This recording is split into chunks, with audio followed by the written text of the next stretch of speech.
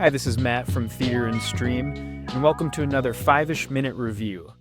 The big question today is, should you bother spending your Halloween and these precious final hours of the October spooky season watching the fifth installment in the House LLC franchise? Well, I guess for those of you who just want the answer, I'll just be upfront with you. No, you should not watch House LLC Lineage. For those who want some elaboration, stick around a little longer, I'll tell you why. I admire these movies, this series. It's kind of the rare horror movie series that has continued to be the singular vision of one individual. In this case, it's the series writer-director Stephen Cognetti.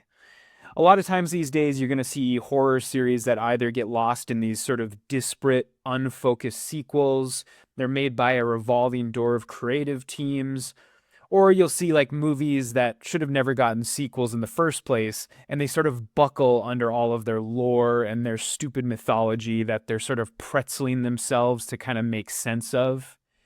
In my estimation, all four previous Hell House movies, they're at least all fun to watch. And in the cases of 1 and 4, I think they're actually good horror movies. So I guess that kind of brings us to this fifth entry, House LLC Lineage.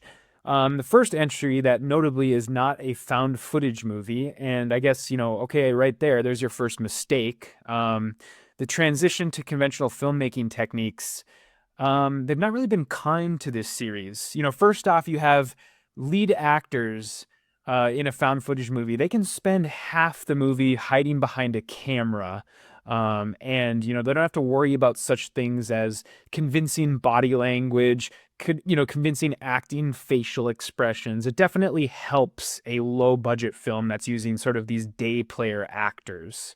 In particular, the actress playing this movie's lead, Vanessa, pretty bad. And the priest, Father David, both of them are very unconvincing. In particular, Father David, he's canting an exorcism in this film, like he's recounting his Burger King order. And there's also some really suspect filming techniques because it's not found footage. A lot of playing around with lenses and color correction that doesn't really amount to much more than kind of me scratching my head. Some scenes look like they would be out of a show in the Dick Wolf universe, and then some of them look like a neo-Western, like something like, say, Slow West or something like that. But I guess there's always been kind of a low-budget charm to these movies. Despite having 5 entries, it seems like the movies' budgets have not increased significantly. But, I guess that's kind of a side effect of Cognetti retaining creative control, so I guess so be it. Never mind that your set design looks like it was populated by the local Goodwill store, and never mind that the $20 bills that you're using in a scene set in 1993 were clearly from the modern day. These things happen, I guess.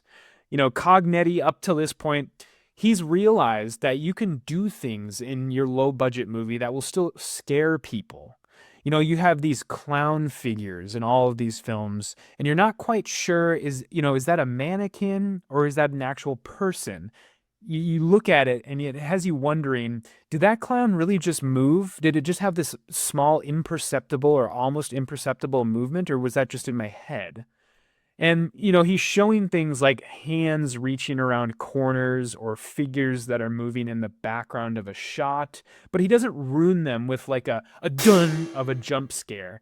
There's some of that in Lineage, specifically, there's this really cool shot of a head that is so nearly decapitated that it's hanging off of a character's back.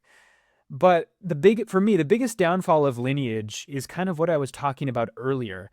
Cognetti, he's so lost in the sauce of his own mythology and his own world. He's bending over backwards to get all of these movies to fit together plot-wise, when it was never the intention to take the storytelling this far for this many movies.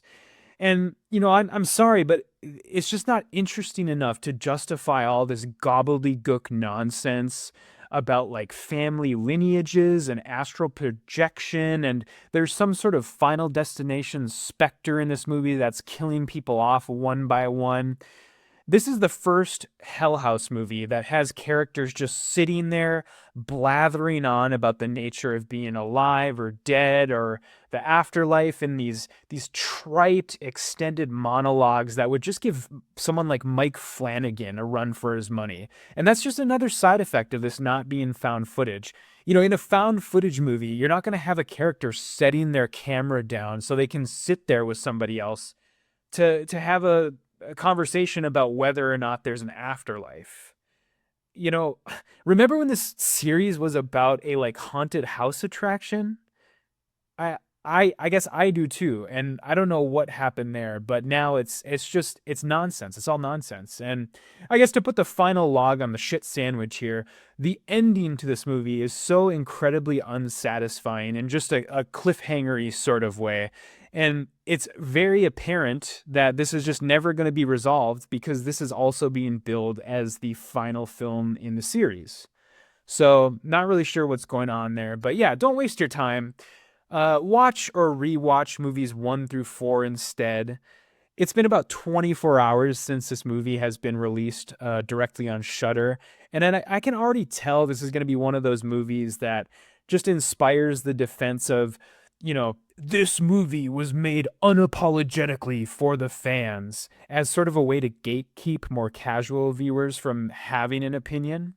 And, you know, it's just, I don't really buy it. You know, it's not a good movie just because it gives you the horror equivalent of like a new Marvel character popping up in the latest Avengers movie. But yeah, I mean, that's it. That's going to be it for me today. This is the end of my spooky October 5-ish minute reviews. Please go back and watch the other two if you haven't. I hope that sometime soon, Chuck and I will be getting back to our mainline show. In the meantime, I guess look out for more of these videos, perhaps of the non-horror variety now that we're going to be out of the month of October. But until then, do thank you for watching.